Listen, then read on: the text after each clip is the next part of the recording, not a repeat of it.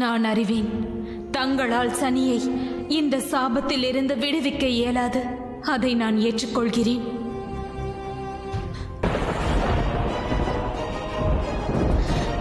ஒருவேளை அச்சமயத்தில் என் கணவர் சனி மட்டும் வராதிருந்திருந்தால் பிறகு இந்திரன் ஏன் இந்த நிகழ்வை தடுக்க முயற்சிக்கவில்லை?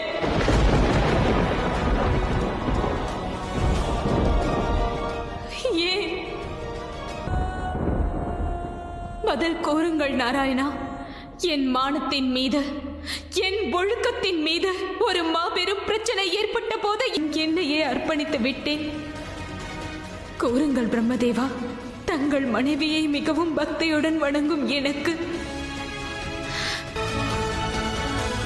மகாதேவரை தாங்களும் தங்கள் மனைவி மகாகாளியும் சனிக்கு அவன் மணக்கப் போகும் பெண்ணானவள் அதற்கான கடமை தங்களுக்கு இல்லையா மகாதேவா? ஆனால் மும்மூர்த்திகளும்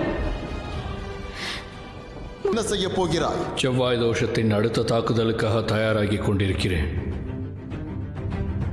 இந்த முறை செவ்வாய் தோஷமானது சனியை அல்ல, சனியை விட்டு விலகி இருப்பதாலும் சனியின் மீது அவளது செவ்வாய் தோஷம் குறைந்துவிடும் என்று எண்ணுகிறாள்.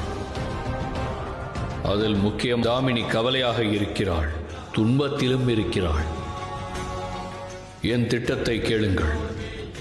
எனது இந்த தாக்குதலினால் உன் திட்டத்தை கேட்டதும் என்ன தோன்றுகிறது என்றால், நானும் சிறிது காலத்திற்கு ஏதேனும் பாதுகாப்பான இடத்திற்கு சென்று விட வேண்டும்.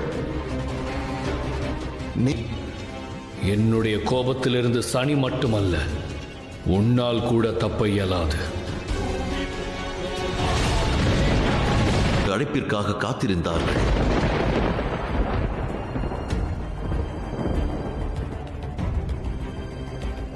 என்ன கூறுகிறாய்? வேண்டும். இந்த சம்பவத்தை இவர்கள் அறிந்திருந்தும் ஏதும் செய்வதறியாமல் இருந்ததற்கு மிகவும் முக்கியமான காரணம் உள்ளது தாமினி. அப்படி என்றால் அனைத்தையும் அவரை உணர்ந்து பிராயச்சித்தம் செய்ய அவருக்கு வாய்ப்பை அளித்தார்கள்.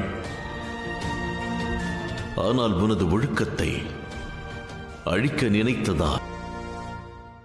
இந்திரதேவா,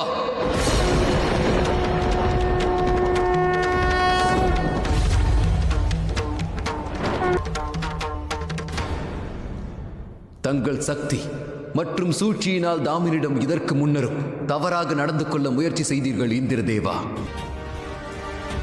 தங்களுடைய தேவராஜ பதவியை தவறாக பயன்படுத்தி வந்தீர்கள். ஓர் அரசனுக்கு உரிமையும்